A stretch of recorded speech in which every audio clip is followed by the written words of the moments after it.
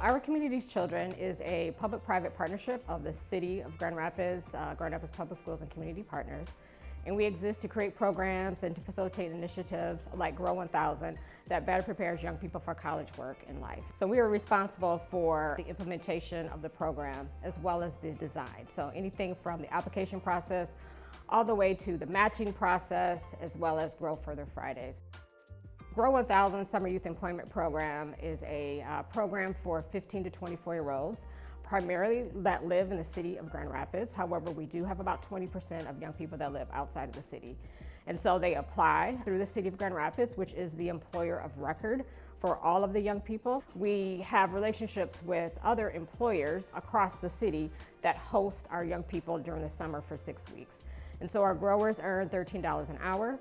They work a total of 120 hours. Every Friday, we have what's called Grow Further Friday, which is a professional development series for our GRow1000 Youth Employment Program. So the reason I joined GRow1000 the first year I ever did it was because I wanted to make money, and I also wanted to learn how to be a leader, and this program has taught me that. I feel like I was already a leader, but I just needed more guidance to be a better leader than the one I was. For our youth, it's a lot more than just going to school.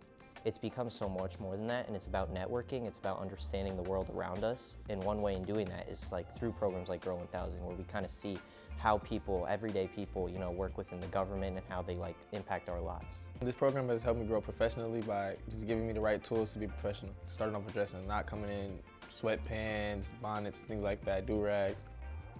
We want to ensure that not only is what we're able to offer, does it fit with what they're looking to do going forward, but does it also actually give them some insight into what they have opportunities to do. Kind of subsequently to that, the best part about it is when you're actually able to see that success.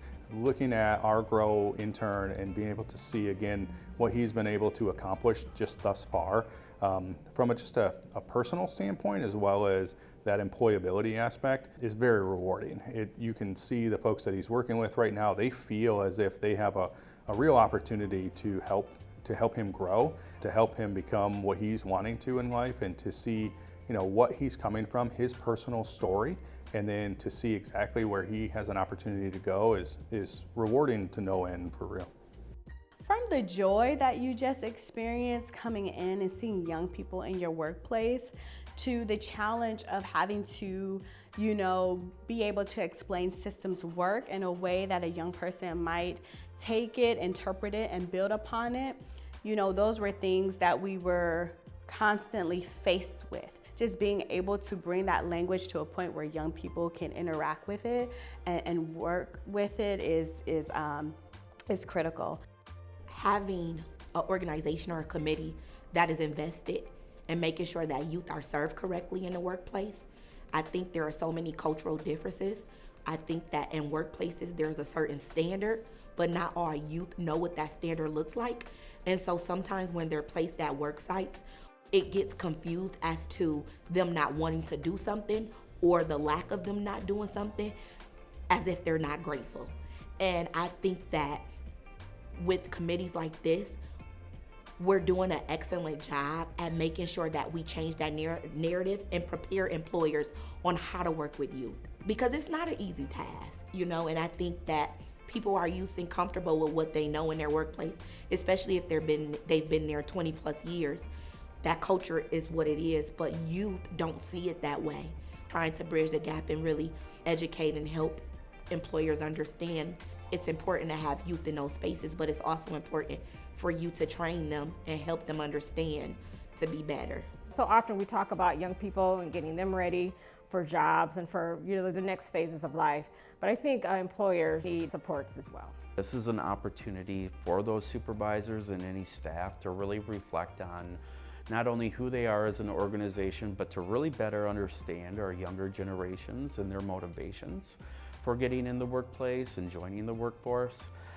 We also want to make sure that our work sites and our work site supervisors and staff that participate throughout the program are able to communicate with our department, our community's children, and with any other staff members that can provide them that support or those touch points.